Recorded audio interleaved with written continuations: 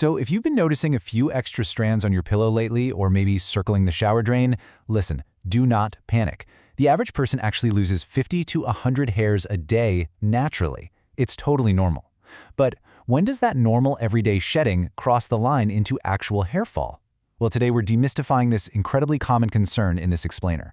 We're going to break down exactly what is happening to your hair and, more importantly, how you can address it using some really clear, actionable science. Okay, let's dive into this. Here's our roadmap from diagnosis to cure. We're going to start with the root of the problem, look at internal and external triggers, discuss nourishing from within, build some better hair care habits, break that stress cycle, and finally talk about when it's time to seek professional help. So why are you losing your hair?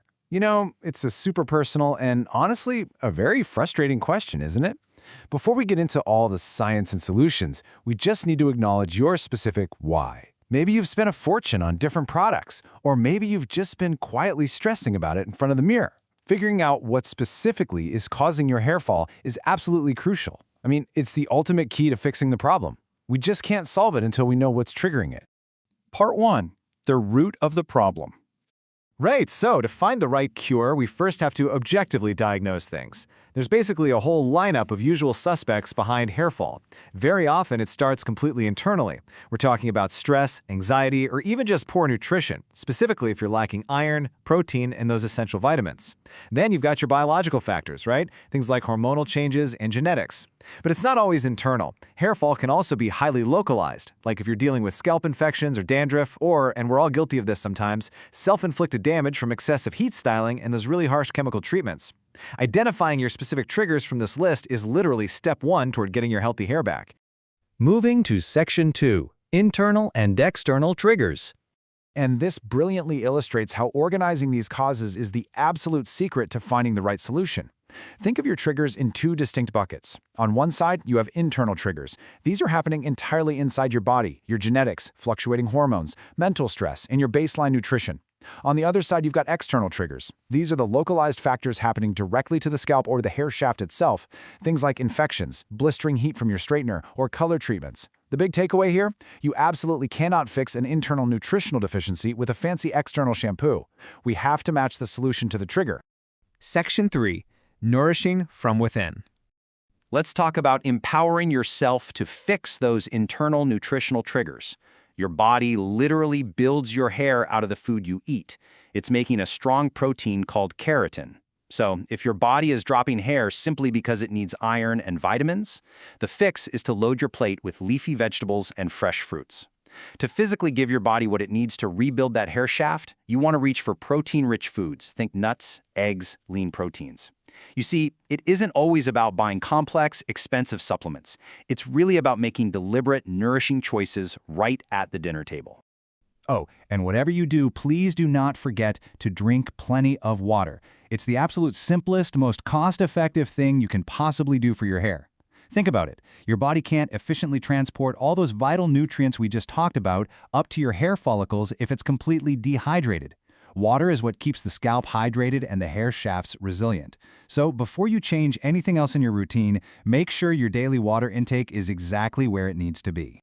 Section 4. Better hair care habits. Let's move to and see how this builds our external solutions, because what we put on our hair is just as important as what we put in our bodies. Building a protective routine to combat those external triggers is basically a simple 2-step process. First up, treat yourself to a gentle scalp massage with a suitable hair oil. The key word there is gentle. You're just trying to stimulate blood flow to the follicles without causing any friction damage. Second, wash it out with a mild, sulfate-free shampoo. Harsh chemicals will strip your hair of its natural protective oils, leaving it brittle and prone to breaking. By switching to a sulfate-free option, you're getting your scalp clean without causing the exact damage we're trying so hard to prevent. Section 5. Breaking the stress cycle. We have to talk about the stress loop. It's this vicious cycle where hair fall causes anxiety, and then that anxiety actually causes more hair fall. But the tools to break that loop are entirely within your reach. We're talking about exercise, yoga, and getting quality sleep. Look, these aren't just trendy wellness buzzwords. They are serious biological interventions. Regular exercise and yoga actively lower your cortisol levels. Cortisol is the stress hormone that directly disrupts your hair growth cycle. And quality sleep? That's when your body actually does the heavy lifting of repairing and regenerating cells. And yes, that includes your hair follicles. By prioritizing these really accessible lifestyle habits, you are basically putting up a biological shield against stress-induced hair loss. And finally, Section 6. When to seek help. Look, sometimes the absolute best habit you can have is just knowing when to ask a medical expert. If you've adjusted your diet, you're managing your stress, you've completely revamped your hair care habits, but your hair fall persists or is getting severe, please go consult a dermatologist.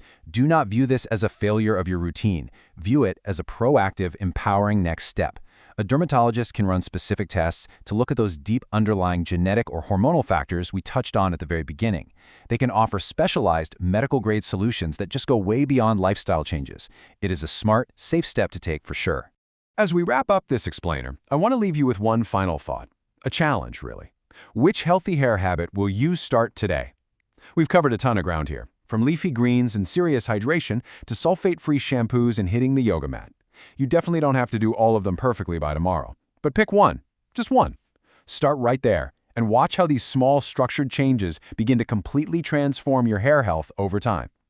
Thank you so much for joining me. Keep taking excellent care of yourselves, and I'll catch you in the next one.